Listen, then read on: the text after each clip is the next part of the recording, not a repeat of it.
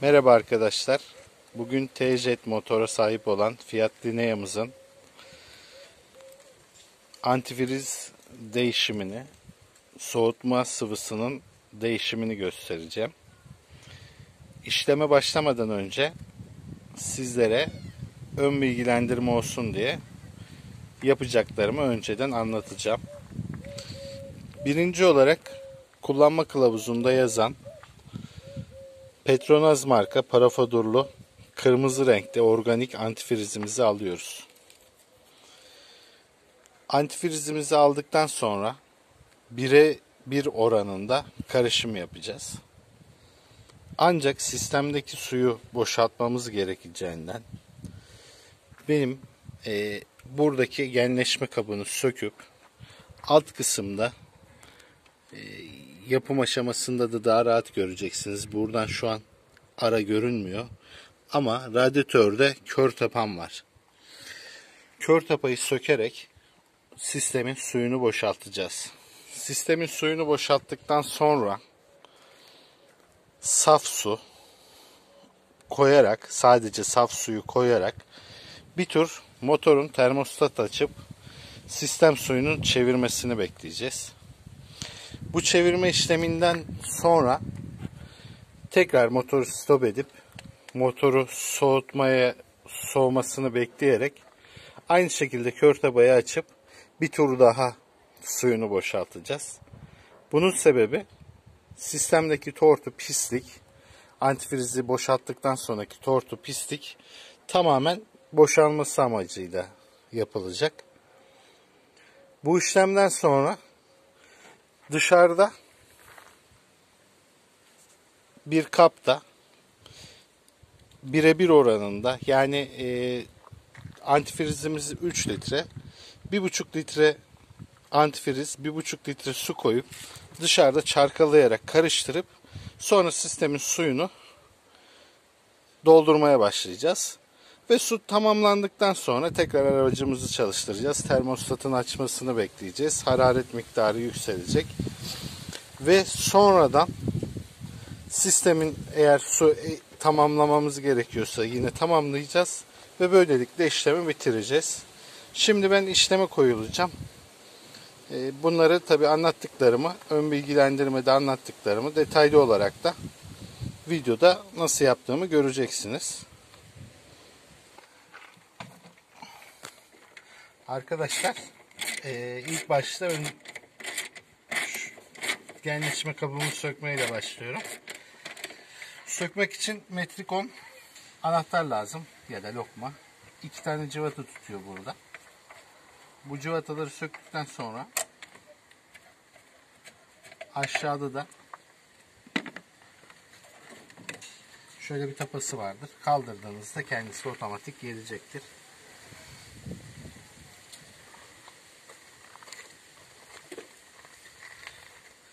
Aynı zamanda şuradaki kelepçeyi de sökmemiz gerekecek ki bunu alabilelim.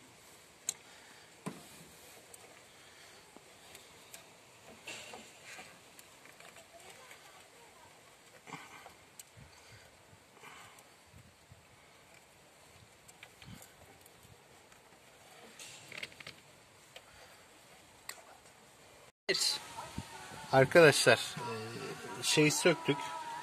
Genleşme kabımızı motor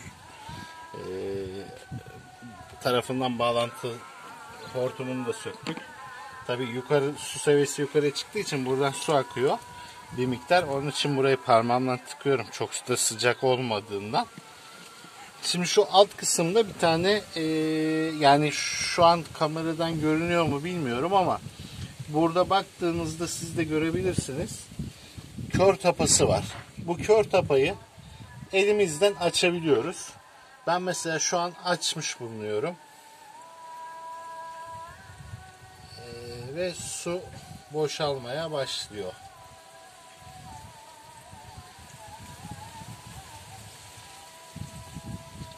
Evet. Su boşalıyor.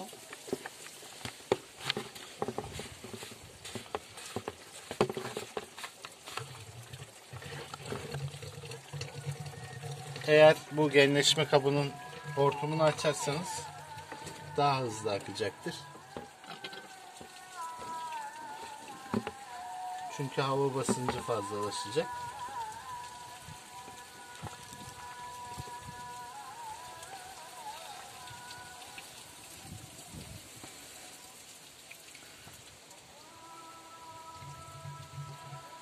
Şimdi aklınıza şey gelebilir ya, antifrizin suyu niye işte direkt yere döktün falan diye. Ama antifrizimiz organik antifriz olduğundan daha önceki de doğaya zararı yok. Bu sebepten dolayı direkt döktüm. Sonuçta antifrizin içerisindeki glikoldür. Yani şekerli alkol gibi.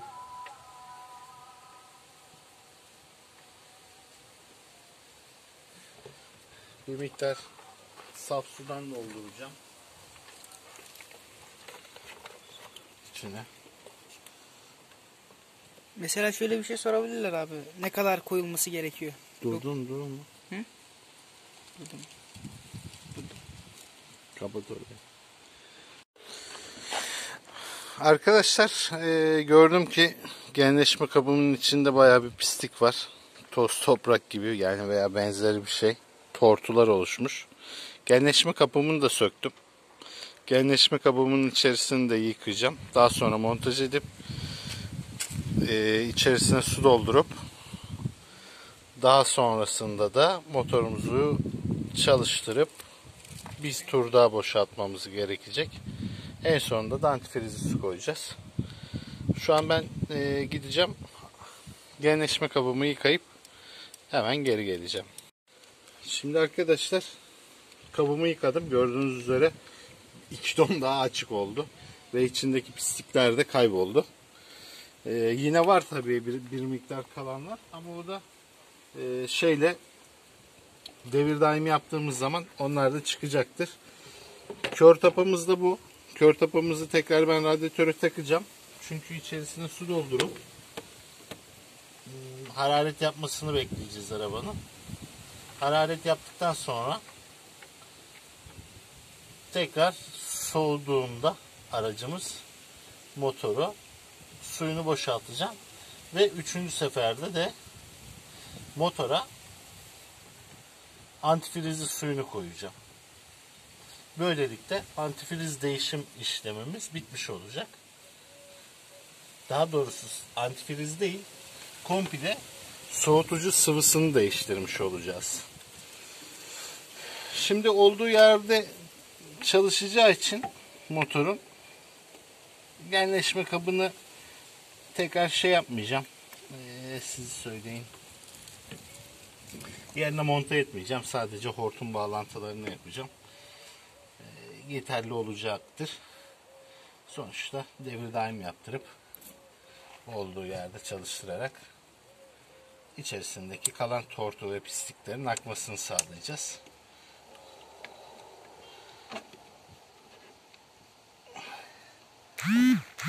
Hortumunu taktım.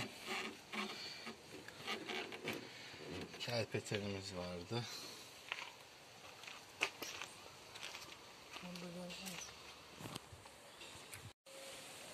Arkadaşlar bu fabrikasyon bir kelepçe, aracın kelepçesi. Bakalım normalde bunların orijinal bir şeyi oluyor, pensesi oluyor, sıkma pensesi. Ben şimdi bildiğimiz inşaat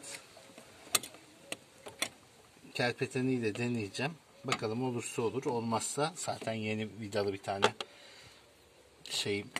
kelepçem var. Onu kullanacağım. Fiyatta genellikle kelepçeler bu şekilde. Fabrikasyon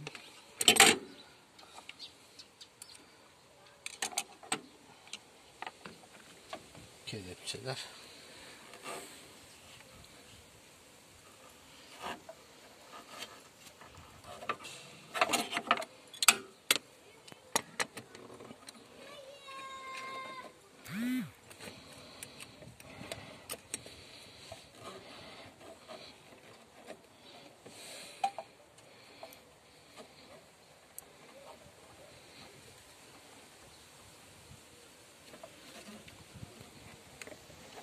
Evet. Kelpetenle bu şekilde de kelepçeyi yerine sıkılabiliyor. Tabi biraz meşakkatli oluyor. Ama ben uğraşamam diyen arkadaşlar için bu şekilde vidalı bir kelepçe alarak buraya uygun onu sıkabilirler. Ben eskisini kullanmayı tercih ettim. Şimdi saf suyumu dolduracağım.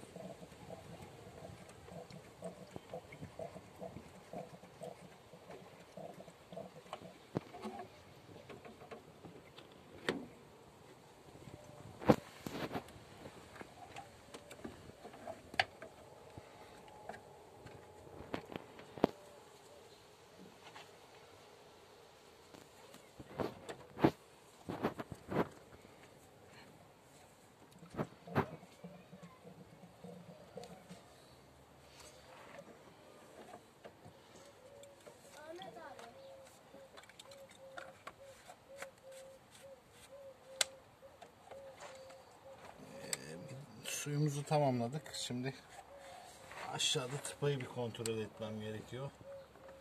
Su kaçağı var mı yok mu diye.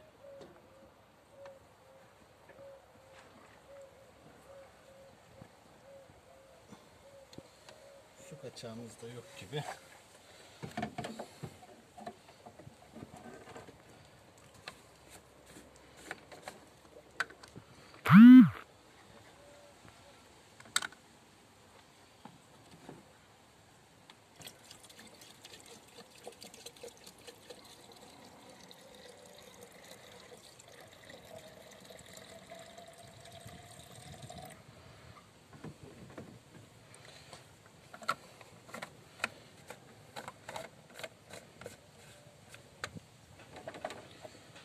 Şimdi sıra geldi devir daim için aracımızı çalıştırarak hararet yapmasını beklemeye. Yani hararetten kastım böyle aşırı hararet değil tabii ki. Sadece o çalışma sıcaklığı 90 dereceye gelmesini, termostatını açıp sistemdeki suyu dolaşımını sağlamasıdır. Şimdi ben marş yapacağım arabaya. Soğutmaya geçtiğimizde de videoyu tekrar devam edeceğiz. Arkadaşlar şimdi arabamızı çalıştırdık. Hararetimiz 90 dereceye geldi. Biraz gaz verdim ben bu işlemler çabuk olsun diye. Şu an 90 derecede hararetimiz stabil bir şekilde duruyor. Arabayı stop edip şu an soğumasını bekleyeceğiz. Soğuma yani motorun kendi normal soğuması bittikten sonra bunun sebebi de işte elimizi oraya soktuğumuzda sıcak suyu boşaltırken elimiz ayağımız yanmasın diye. Su sıcaklığı düşünce tekrar suyu boşaltacağız. Antifrizli karışım yapacağımız suyu antifrizli karışım yaparak tekrardan radyatörümüzün yani o genleşme kapından radyatörümüze ve sistemimize su dolduracağız. Tekrar motorumuzu çalıştırıp hararetinin 90 dereceye gelmesini bekleyeceğiz. Ve böylelikle su eksiltirse bir miktar daha su ilavesi yapıp işlemimizi bitireceğiz. Şu an arabayı stop edip soğutmaya bırakıyoruz. Soğutmadan sonra görüşürüz tekrar. Arkadaşlar şimdi arabamız soğurken Biz de bu arada antifrizli suyumuzu hazırlayacağız. Şimdi bir miktar saf suyun içerisine antifrizimizi de boca ediyoruz. Bunun sebebi şu arkadaşlar. Antifriz ile suyun kimyasal özellikleri farklıdır. Bunu motorun içerisinde karıştırmamız daha uzun sürelerde, daha uzun zamanda olacaktır. Ancak bunu dışarıda karıştırarak homojen karışımı daha hızlı elde edeceğiz. Bu sebepten dolayı da birebir oranında, yani 3 litre antifrizimiz, şu an 1 litre civarında saf suyumuz vardı. Üstüne 1 litreden fazla olarak 2 litre civarında su koyduk. 2 litre antifriz koyup bu bidonun içerisinde karıştırıp daha sonra da arabamıza koyacağız.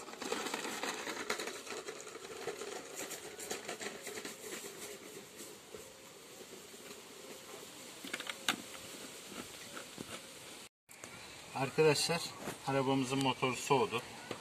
Şimdi ikinci kez suyunu boşaltıp en son aşama olan antifrizli suyumuzu koyacağız.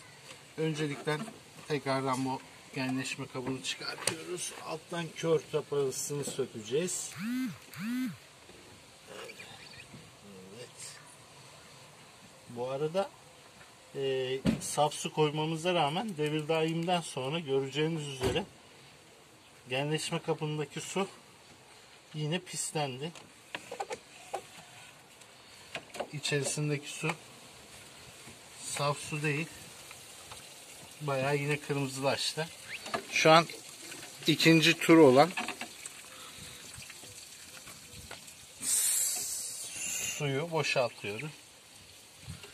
Böylelikle sistem içerisindeki suyu tamamen boşaltmış olduk. Yani içerisindeki partikülleri, pisliği tamamen boşalttık bu ikinci aşamayla birlikte. Su boşalma işlemi bir miktar daha devam ediyor. Tamamen bittikten sonra da antifrizli suyumuzu koyacağız.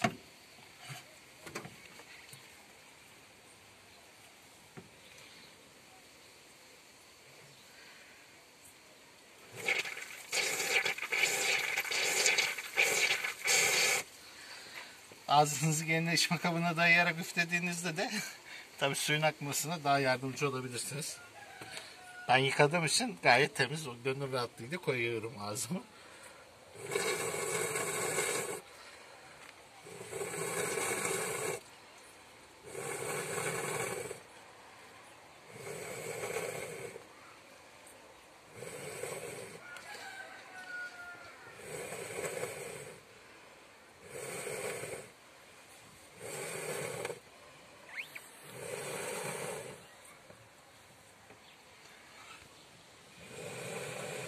Gayet.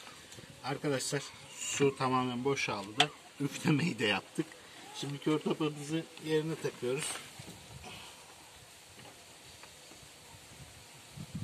Bu kör tapa da bence gayet iyi olmuş. Diğer türlü farklı arabalarla hortum sökmeniz gerekiyor falan. Bu da ayrı bir zorluk. Suyu kontrollü boşaltamıyorsunuz. Kontrollü açamıyorsunuz. Bu arada bu kör tapa plastikten, contası da var. Çok fazla sıkıp kırmamak gerekiyor. Açarken hani böyle metal bir şeyde zorlayacaksanız da çok fazla zorlamamanız gerekiyor ki kırılıp elinizde kalmasın. Kırılırsa işler biraz sarpı sarabilir.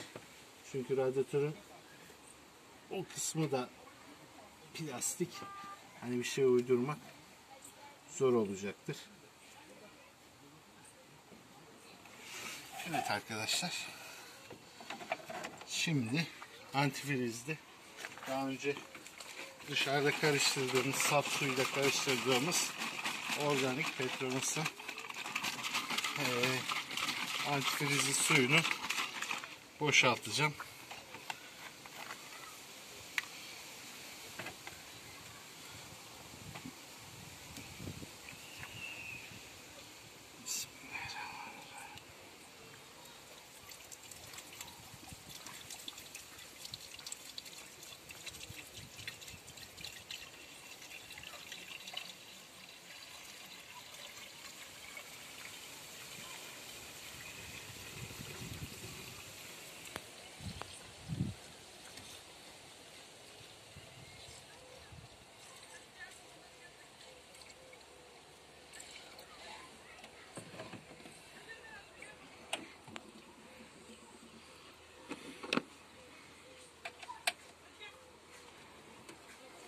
Şimdi sistemde hava olduğu için tamamını almadı. Ancak aracımı çalıştırıp termostatın açmasını devir daimle birlikte açtığında su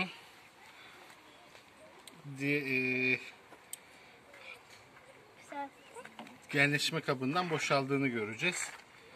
Böylelikle tekrardan üzerine su ekleyeceğiz. Ve işlemimiz tamamlanmış olacak arkadaşlar. Ben şimdi arabayı çalıştıracağım. Hararet yapmasını bekleyeceğim yine. Yani normal çalışma sıcaklığına gelmesini bekleyeceğim. Hararetten kastım. Çalışma sıcaklığına geldiğinde devir daim açacak. Ve diğer tarafa su akmaya başlayacak. Su aktığında da buradaki su seviyesinin düştüğünü göreceğiz. Ve ben buradan tekrardan tamamlayacağım. Yaklaşık 5-6 litre su aldığından dolayı sisteme o akan suyu takviye etmiş olacağım. Böylelikle işlemimiz sonlanmış olacak. Beni dinlediğiniz için teşekkür ediyorum. Umarım sizlere faydalı olmuştur çektiğim video. Bir başka videoda görüşmek üzere. İyi günler dilerim.